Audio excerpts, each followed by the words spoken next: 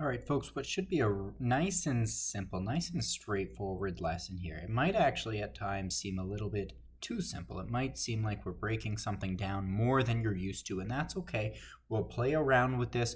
The purpose of this lesson is to gain a little bit of comfort, a little bit of familiarity, algebraically working with our vectors. So, we've already used the commutative property of addition. You just haven't heard it called that. The commutative property of addition we learned in lesson 6.2 talks about the order in which we add two vectors. Now we have seen vector addition demonstrated with a parallelogram. So if we look at our parallelogram right here, we can see either if we add vector A plus B, then we end up, first of all, we start over here, we add vector A plus vector B, and we end up over here. Okay, that's great. Now, if we add, and that was A plus B, and that equals, I don't know, we can call it vector C right here in the middle.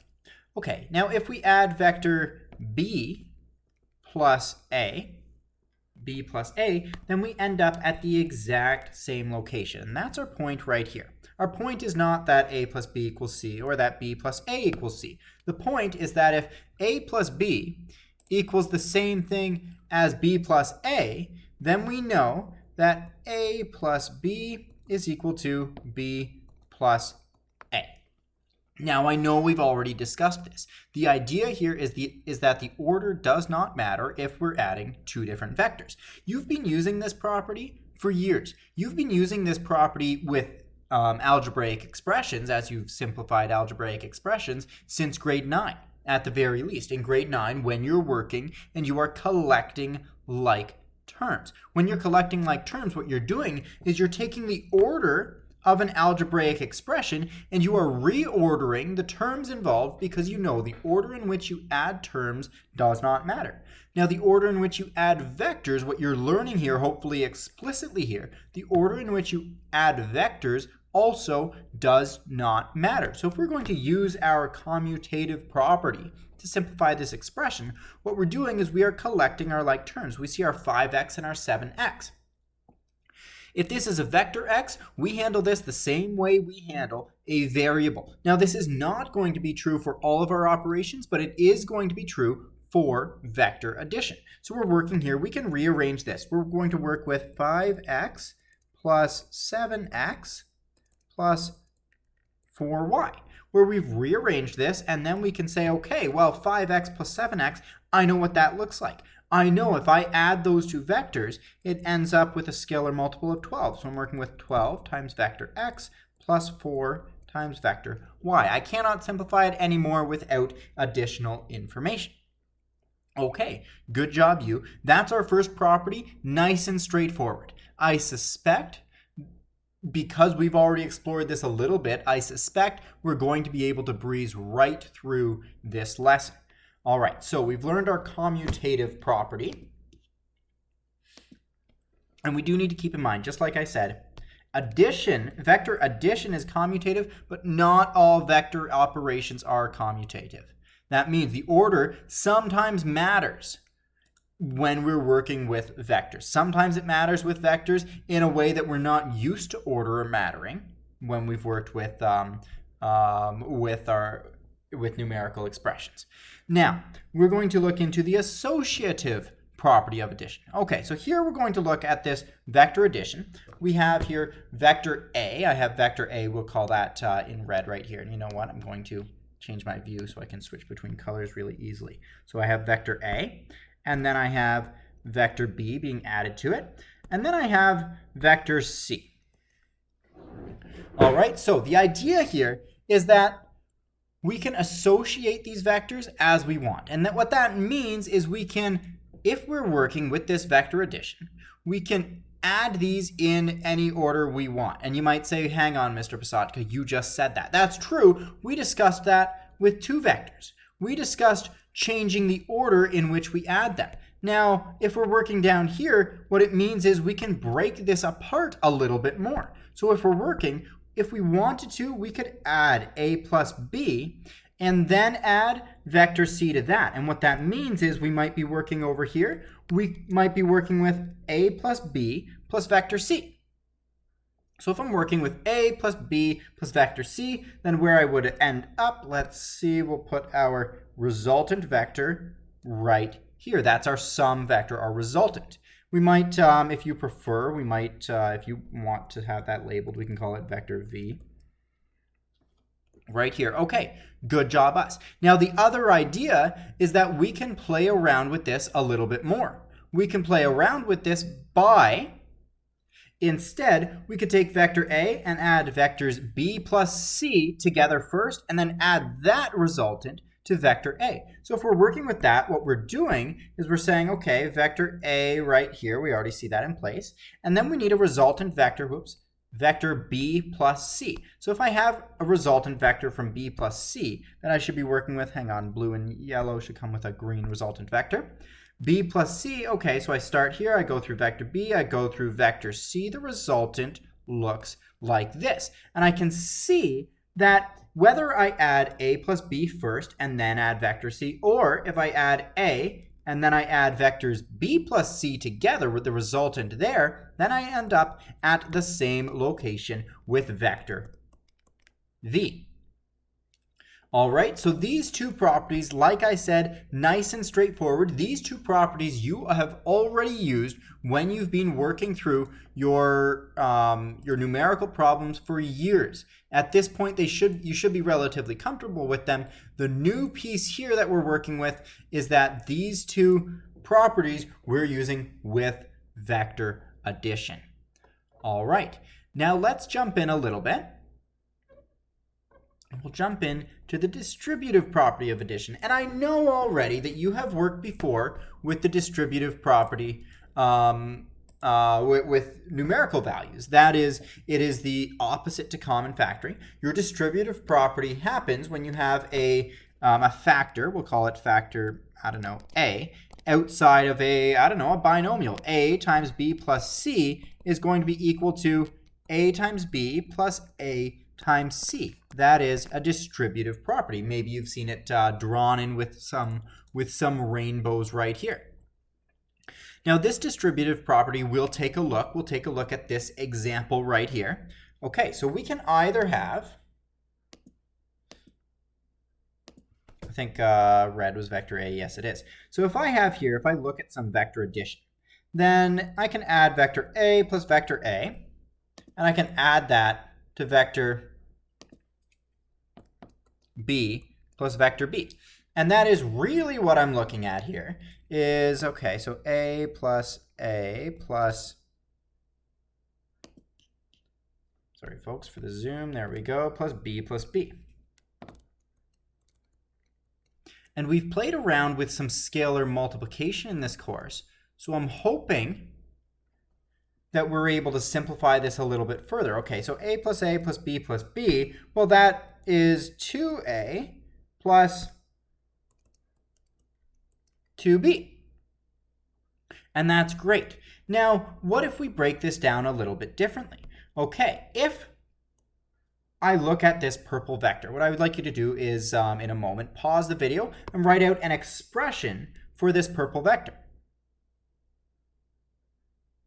I'm hoping you tried that. You've unpaused the video now. Good job, you. What we're working with here is we see that this is vector B here. And if this is vector B, then this resultant, this purple vector, is going to be represented by A plus B. Okay, that's great. If this purple vector is A plus B, then we can assume, as I've created my note here, that this purple vector over here is also A plus B. So you might see where I'm going right here. All right, so this resultant vector that I can get, this 2A plus 2B, in order to add 2A plus 2B, if I think about going through this as a journey, I start here. I add 1A, I add 2A's, I add 1B, I add 2B's. I start, I don't know, I'll call it a capital A, and I end at capital B. Okay, good job, us. You know what? Maybe labeling it like that is not the easiest way forward, so I'll get rid of those. Now that's great. Now, alternatively, I can get there using a bit of a different path. I can get there using the path A plus B plus A plus B. Now, if I'm working there, that means I'm working with, okay, A plus B plus, and we'll put that in brackets just to maybe show off what we're doing, plus A plus B. And you might say, well, hang on. That's just the same thing being added twice, and that's our key here. I have A plus B and A plus B. These are the same vector. It's shown in purple down here both times. This is the same vector I'm adding twice. So I can write this as 2 times A plus B.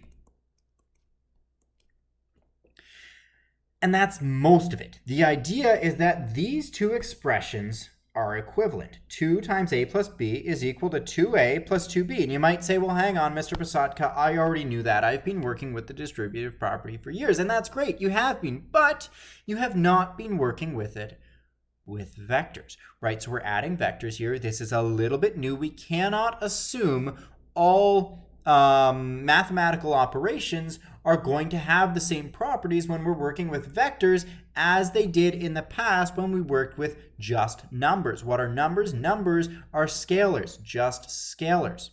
Okay, so we're working here and we're exploring a little bit. And the idea here is that 2A plus B is equal to 2A plus 2B. 2A plus B up here, 2A plus 2B down here. Okay, that's great. This also holds true, and you could visualize this if you want. You could play around with this. You could demonstrate it with a bit of a diagram if you wanted. This is true as well, no matter what scalar multiple we use. In this case, we used 2, but we don't have to use 2. In fact, this is going to be true for any general scalar multiple, whether it's positive or whether it's negative. So this is going to be true for k times a plus b. This is equal to k times a plus k times b, where k is any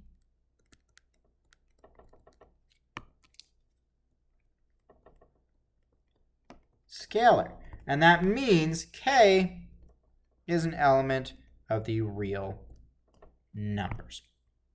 All right, so I'm hoping you followed so far. I realize, again, this might seem extremely straightforward. It is extremely straightforward, and that's because you're used to working with numbers. You're used to evaluating numerical expressions. That's great. You will see in this course, we'll come up to some operations that do not work the same with vectors as they have worked with numerical expressions in the past.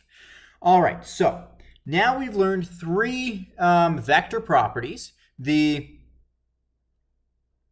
commutative property, up here, the order in which we add vectors does not matter; the associative property, the idea that we can associate and dissociate, I'm not sure of that word, the idea that we can associate, we can consider A plus B plus C as A plus B plus C or A plus B plus C. Great job, us. Okay. And lastly, the third property so far we've gone over is the distributive property. So if we're going to use these properties, if we feel comfortable with these properties, we should be able to simplify this expression down here. Now, I suspect you are able to simplify this expression down here because all of the properties that we've studied so far have analogous properties when we work without vectors, when we work with numerical quantities. So we're working in here and we have, okay, so we have 2 times 5a plus 2b plus c minus a times a plus 4b plus c. So I have 6 different terms in here, and we're going to need to take advantage of our properties in order to handle this. Now, you've handled questions like this before. If you'd like, pause the video, try it out, and compare your answer to mine here. But I'm going to push on forward. So we're working here. The first property I'm going to use is the distributive property. I can distribute this too. And some folks even in grade 12 need a little bit of extra practice here. And then we can distribute in here. What are we distributing? A -1. It's a hidden -1, but that 1 is in there because the negative sign is in front of the brackets. So I'm distributing the -1 in here. What I'm using, and I'll write this out, is the distributive property. And really, this is the distributive property of vector addition, right? So I'm working here. Okay, so I have 10a plus, 4 times vector b plus 2 times vector c minus vector a minus 4 times vector b minus vector c. Good job, us. We've used our distributive property. Let's see if we can take advantage of any of the other properties in order to keep simplifying this. Okay, well, if I'm going to add this up, what we need to do is add up like terms. If we're adding up our like terms, what we're working with here is the associative property. So, our associative property. We can work with the associative or the, you know what? We'll call this the commutative because that's kind of what we're doing. We're changing the order, and you'll see how we can describe this with our associative property in a moment. So our commutative property. Okay, so I can change up the order in which I add these. I'll work with 10 times vector A minus vector A because these share like terms. So minus vector A, good job, us. Okay, so plus 4 times vector B minus 4 times vector B. Good job, us. Plus 2 times vector C minus vector C. Now we've used our commutative property to change the order in which we're handling this sum of vectors. Good job. Now we can take this a little bit further. Okay, we can use our associative property to be able to associate different vectors with one another. And what that means is we're going to evaluate these vectors individually, or rather pairing them off as unique pairs, I guess. So I'm going to associate these two vectors together. I'm going to associate these two together and these two together. I'm going to do that in order to continue with our problem. Okay. Now there is another argument for this. You could choose your distributive property instead, but we're not going to here.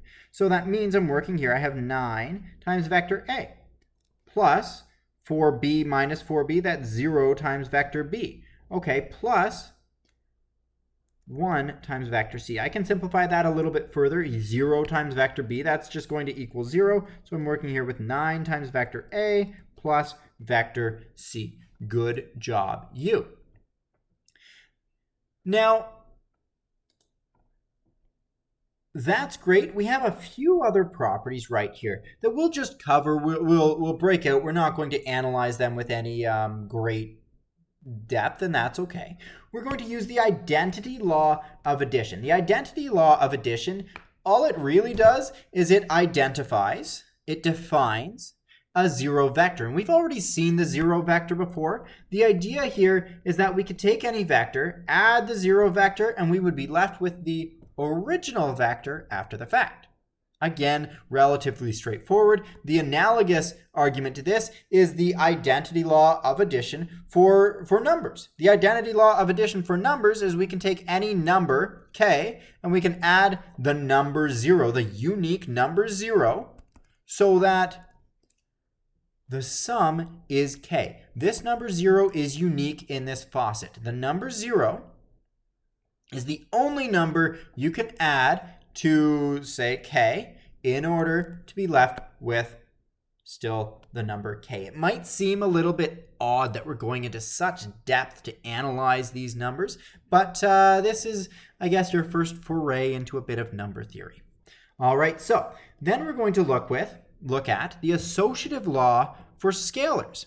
And this idea is that these scalars, which again are all numbers that you've worked with in the past, these scalars can be associated as we wish. So m times n times a, if both m and n are scalar quantities, we can tell they're scalar quantities because they don't have harpoons over them. If they're both scalar quantities, we can associate them as we wish. We can set m and m together. M and n together. And that means if we set them together, we can handle them together applying to this vector here. It does not matter the order in which we apply these scalars. All right, good job, us. And lastly, the distributive law for scalars. If we're working here, if we have m plus n times a, we can choose to distribute this vector a into these scalars. So we're working with m times a plus n times a. Again, these should be relatively straightforward for you, but we do need to explicitly discuss them because this is not going to be the case that our properties will carry over from our numerical analysis that you've learned in the past. Now, we're going to work here. We have example 3. We have vectors x, y, and z. They've been broken up a little bit. So vector x, we'll say, is the sum of 2 times vector I plus 3 times vector j minus 2 times vector k. All right, so we have a whole bunch of different vectors that we're working with here. We want to simplify that. So we'll work here. We have x plus y. You should be able to handle something like this on your own. If not, that's okay. So we're working here, okay, x plus y. Well, vector x, I know, can be written as 2 times vector I, and whoops, I'll give that a harpoon, plus 3 times vector j minus 2 times vector k. Good job, us. That's vector x. And you know what? I'll just put that in brackets just so you can see exactly what I'm doing here. And then I'm going to add vector y. Well, I know vector y, so this is plus y. Vector y can be given as 2 times vector I. Again, I should be giving that a harpoon as opposed to an arrow like that. 2 times vector I minus 2 times vector j plus 5 times vector k. Good job, us. Now we can use our properties. Do we need to write out and explain which property we're using every time? No. That was, it is a good exercise. If you find it useful, fantastic. But really what we're doing here is we're applying our work. Okay, so I can disassociate these by taking them out of the bracket. So I'm writing it as 2i plus 3j minus 2k plus 2i minus 2j plus 5k. And then if I continue forward, I can use my commutative property in order to rearrange our work here. And I'm just going to work with a different view. There we go. Different layout. So I'm working with 2 times vector I plus, and then I'll grab it from here, plus 2 times vector I.